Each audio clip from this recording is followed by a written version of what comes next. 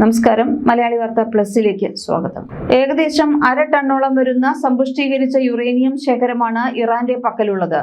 ഒരു മാസം മുമ്പത്തേക്കാൾ ഇപ്പോൾ ഈ ശേഖരം പിടിച്ചെടുക്കാൻ ശ്രമിക്കുന്നത് അതീവ അപകടകരവും ദുഷ്കരവുമാണ് എന്നാണ് റിപ്പോർട്ട്.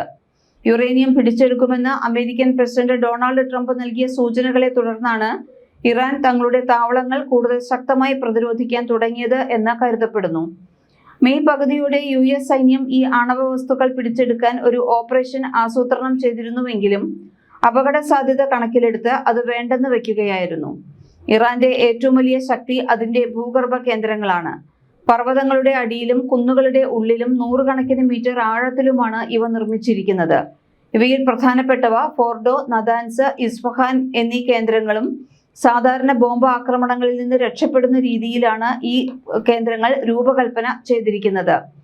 അമേരിക്കയുടെ ശക്തമായ ബങ്കർ ബസ്റ്റർ ബോംബുകൾ പോലും ചില കേന്ദ്രങ്ങളെ പൂർണ്ണമായി നശിപ്പിക്കാൻ പ്രയാസമാണെന്ന് പ്രതിരോധ വിദഗ്ധർ വിലയിരുത്തുന്നു. സാധാരണ ആണവ നിലയങ്ങൾക്ക് 3 മുതൽ 5% വരെ സമ്പുഷ്ടീകരിച്ച യുറേനിയം ആവശ്യമാണ്. എന്നാൽ റിപ്പോർട്ടുകൾ പ്രകാരം ഇറാൻ 60% വരെ സമ്പുഷ്ടീകരിച്ച യുറേനിയം കൈവശം വെച്ചിട്ടുണ്ടെന്നാണ് വിലയിരുത്തൽ. അണുബോംബ് നിർമ്മിക്കാൻ സാധാരണ 90% മുകളിലുള്ള സമ്പുഷ്ടീകരണം ആവശ്യമാണ്. അതുകൊണ്ട് തന്നെ ലോകശക്തികൾ ആശങ്കയിലാണ്. കാരണം 60% നിന്ന് 90%ലേക്കുള്ള ദൂരം സാങ്കേതികമായി അത്ര വലിയതല്ലെന്ന് വിദഗ്ധർ ചൂണ്ടിക്കാണിക്കുന്നു. യുറേനിയം നശിപ്പിക്കുന്നതിനായി ഇറാനുമായി ചർച്ചകൾ നടക്കുന്നുണ്ടെങ്കിലും ഇറാന്റെ പുതിയ നീക്കം ഇതിൽ സങ്കീർണതകൾ സൃഷ്ടിക്കുന്നു. കരാർ ഒപ്പിട്ടാലും ശക്തമായ പ്രതിരോധ സുരക്ഷാ സംവിധാനങ്ങൾ കാരണം യുറേനിയം പൂർണ്ണമായും പുറത്തെടുക്കാൻ സാധിക്കില്ലെന്ന് ഇറാൻ അവകാശപ്പെട്ടേക്കാം എന്ന് വിദഗ്ധർ ആശങ്കപ്പെടുന്നു. ഇത്തരത്തിൽ അവകാശവാദം ഉന്നയിച്ച് ഭാവിയിൽ ഉപയോഗിക്കാനായി ഒരു ഭാഗം രഹസ്യമായി മാറ്റിവെക്കാൻ ഇറാന് സാധിച്ചേക്കും എന്നാണ് അമേരിക്ക ഭയപ്പെടുന്നത്. തുരങ്കങ്ങൾ തകർക്കപ്പെട്ട സാഹചര്യത്തിൽ യുറേനിയം പുറത്തെടുക്കാൻ വലിയ ഖനന ഉപകരണങ്ങളും മൈനുകൾ നീക്കം ചെയ്യാനുള്ള സാങ്കേതിക വിദ്യയും ആവശ്യമാണ്. ഇതിനായി ടെന്നസിയിലെ ഓക്ക് റിഡ്ജ് നാഷണൽ ലബോറട്ടറിയിൽ നിന്നുള്ള അത്യാധുനിക സംവിധാനങ്ങൾ അമേരിക്കയ്ക്ക് ഉപയോഗിക്കേണ്ടി വരും. ഈ നടപടികൾ പൂർത്തിയാക്കാൻ കുറഞ്ഞത് 2 ആഴ്ചയെങ്കിലും സമയം വേണ്ടിവരുമെന്നാണ് ട്രംപ് നൽകുന്ന സൂചന. മധ്യ ഇറാനിലെ ഇസ്ഫഹാൻ ആണവ സമുച്ചയത്തിലെ തകർന്ന തുരങ്കങ്ങളിലാണ് യുറേനിയം ശേഖരത്തിന്റെ ഭൂരിഭാഗവും ഉള്ളതെന്ന് അന്താരാഷ്ട്ര സമൂഹം വിശ്വസിക്കുന്നു. ഇറാൻ അടച്ചിട്ടിരിക്കുന്ന ഹോർമുസ് കടലിടുക്ക് വീണ്ടും തുറക്കുന്നതും യുദ്ധം അവസാനിപ്പിക്കുന്നതുമായി ബന്ധപ്പെട്ട ചർച്ചകളിൽ ഈ യുറേനിയം ശേഖരത്തിന് വലിയ പ്രാധാന്യമുണ്ട്. ഇസ്രയേലിന്റെ നിലപാട് വളരെ കടുപ്പമാണ്. ഇറാൻ ഒരിക്കലും ആണവായുധം കൈവശം വയ്ക്കാൻ പാടില്ല എന്നാണ് അവരുടെ നിലപാട്. കാരണം ഇറാന്റെ ആണവായുധ ശേഷി ഇസ്രയേലിന്റെ ദേശീയ സുരക്ഷയ്ക്ക് നേരിട്ടുള്ള ഭീഷണിയാണെന്ന് അവർ കരുതുന്നു.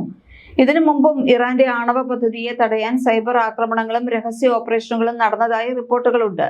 അമേരിക്കയുടെ നിലപാട് യുണൈറ്റഡ് സ്റ്റേറ്റ്സ് അമേരിക്കയും ഇറാന്റെ ആണവ പദ്ധതിയെ സൂക്ഷ്മമായി നിരീക്ഷിക്കുകയാണ്.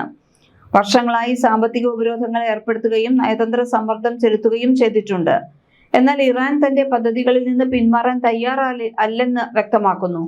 അതേസമയം നേരിട്ടുള്ള യുദ്ധം അമേരിക്കയ്ക്കും വലിയ വെല്ലുവിളിയാണ്. കാരണം മധ്യപൂർവേഷ്യയിൽ പുതിയൊരു വലിയ യുദ്ധം ആരംഭിച്ചാൽ അതിന്റെ ആഘാതം ലോക സമ്പദ് വ്യവസ്ഥയെ വരെ ബാധിക്കും. ഇവിടെയാണ് ഹോർമുസ് കടലിടുക്കിന്റെ പ്രാധാന്യം. സ്ട്രെയിറ്റ് ഓഫ് ഹോർമുസ് വഴിയാണ് ലോകത്തെ എണ്ണക്കപ്പലുകളുടെ വലിയൊരു ഭാഗം സഞ്ചരിക്കുന്നത്. യുദ്ധം വ്യാപിച്ചാൽ ഈ കടലിടുക്ക് അടയ്ക്കുമെന്ന ഭീഷണി നേരത്തെ തന്നെ ഇറാൻ ഉയർത്തിയിട്ടുണ്ട്. അങ്ങനെ സംഭവിച്ചാൽ എണ്ണവില കുതിച്ചുയരും, ഇന്ധനക്ഷാമം ഉണ്ടായേക്കാം, ലോക സമ്പദ് വ്യവസ്ഥ സമ്മർദ്ദത്തിലുമാകും. ഹോർമുസ് കടലിടുക്കിലൂടെ കടന്നുപോകുന്ന കപ്പലുകൾക്ക് നൽകുന്ന സേവനങ്ങൾക്ക് ഇനി മുതൽ സൗജന്യമുണ്ടാകില്ല എന്നും ഫീസ് ഈടാക്കുമെന്നും ഇറാൻ വിദേശകാര്യമന്ത്രി അബ്ബാസ് അരാക്ചി വ്യക്തമാക്കി.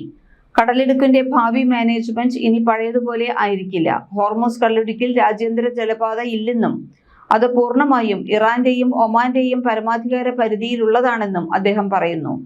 ഇതുവരെ എല്ലാ കപ്പലുകൾക്കുമായി ഈ ജലപാത തുറന്നു കൊടുക്കുകയും ഇറാനും ഒമാനും ചേർന്ന് സൗജന്യമായി സുരക്ഷയും മറ്റ് സേവനങ്ങളും ഉറപ്പാക്കുകയും ചെയ്തിരുന്നു. എന്നാൽ ഒരു യുദ്ധത്തിന് ശേഷമുള്ള സാഹചര്യത്തിൽ ഇതിന്റെ മാനേജ്മെന്റിൽ മാറ്റം വരുത്താൻ ഇരു രാജ്യങ്ങളും തീരുമാനിച്ചിട്ടുണ്ട്.